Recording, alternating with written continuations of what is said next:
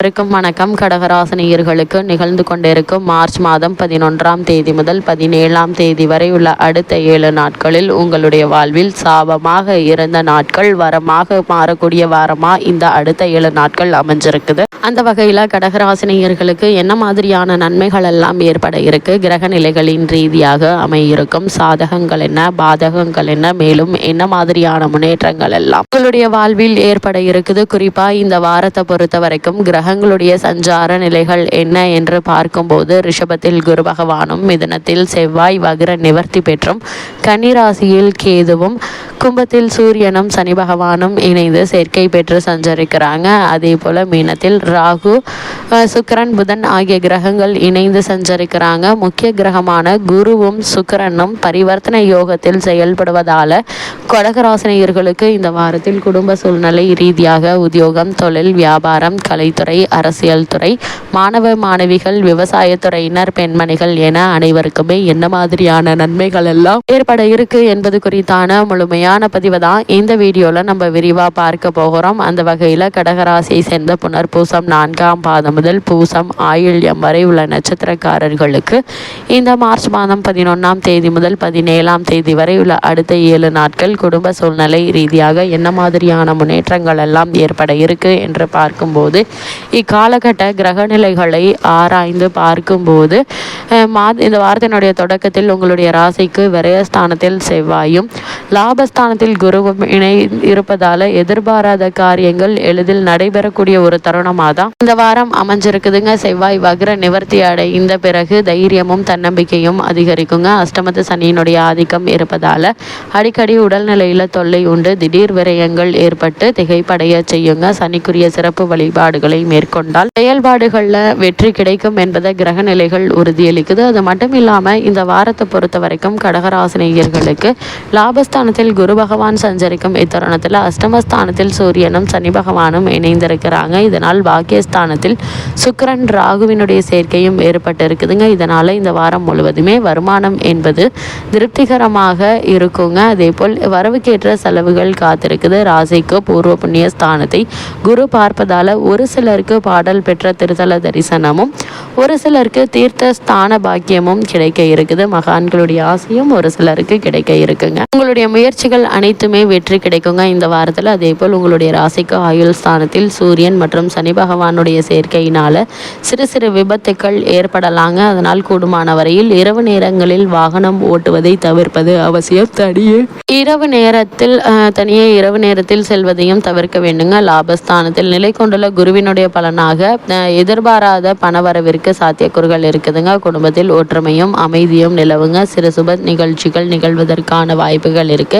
கல்வி அல்லது உத்தியோகம் சம்பந்தமாக பிள்ளை அல்லது பெண் வெளிநாடு செல்லும் யோகம் இருக்குதுங்க. ஒரு சிலருக்கு வசதியான வீட்டிற்கு மாற்றம் செய்யும் பேரும் உள்ளத கிரகநிலைகள் தெளிவாக எடுத்து காட்டுதுங்க. அது மட்டும் இல்லாம இக்காலகட்டத்தை பொறுத்த வரைக்கும் குரு, சூரியன் மற்றும் சனி பகவானுடைய சேர்க்கையும் ஏற்படுகிறது. அதாவது கும்பராசியில் சூரியன் சனி சேர்க்கை ஏற்படுதுங்க. உங்களுடைய ராசிக்கு தனாதிபதியான சூரியன் அஷ்டமாதிபதியான சனியோடு சேர்ந்திருக்கும் இந்த நேரம் கடுமையான ஒரு நேரம் என்று தாங்க சொல்ல வேண்டும். ஏனென்றால் நீங்கள் செய்யக்கூடிய முயற்சிகளில் வெற்றி கிடைப்பது என்பது பல போராட்டங்களுக்கு பிறகே கிடைக்க இருக்குது. இருந்தாலும் நிச்சயம் உங்களுக்கு வெற்றி கிடைத்துவிடும் என்பதால் நீங்கள் கவலைப்பட வேண்டிய அவசியம் இல்லைங்க.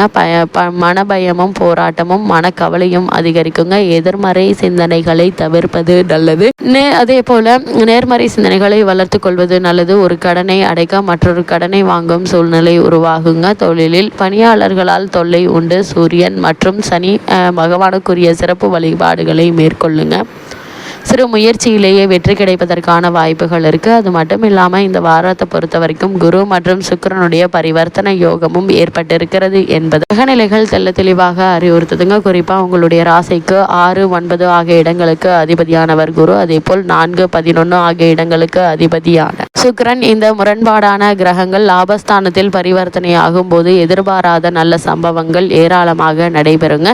திடீர் தனவரவு திகைப்பட செய்யுங்க. பிரபலங்களுடைய நட்பால் பெருமை சேர இருக்கு. அரசியல் மற்றும் பொதுநலத்தில் இருப்பவர்களுக்கு நல்ல பொறுப்புகள் கிடைக்க இருக்குதுங்க. செல்வாக்கு அதிகரிக்கக்கூடிய ஒரு நேரம் என்று தாங்க சொல்ல வேண்டும்.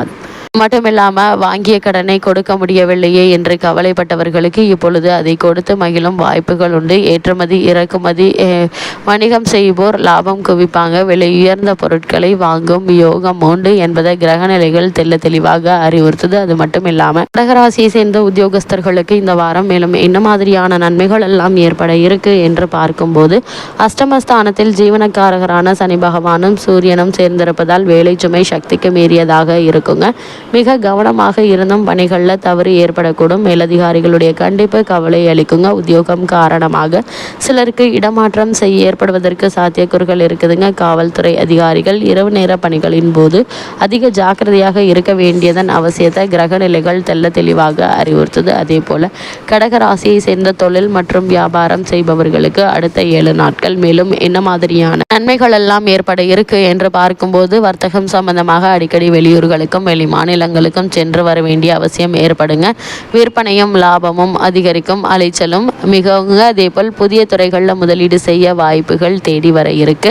சக கூட்டாளிகள் ஒத்துழைப்பாங்க. அதேபோல் ஏற்றுமதி துறையினர் வர்த்தகம் சம்பந்தப்பட்ட வெளிநாடு ஒன்றிற்கு சென்று வரும் சாத்தியக்கூறுகளும் உள்ளத கிரகநிலைகள் குறிப்பிட்டு காட்டுதுங்க. அதே போல கலைத்துறையினரை பொறுத்த வரைக்கும் இந்த வாரம் மேலும் என்ன மாதிரியான நன்மைகள் எல்லாம் உங்களுடைய வாழ்வில் ஏற்பட இருக்கு என்று பார்க்கும்போது, சுக்கிரன் குரு புதன் ஆகிய மூவரும் சுபபலம் பெற்று சஞ்சரிப்பதால் புதிய வாய்ப்புகள் உங்களை தேடி வருங்க. வருமானம் உயர இருக்கு. மக்களிடையே புயல்கள் ஓங்குங்க.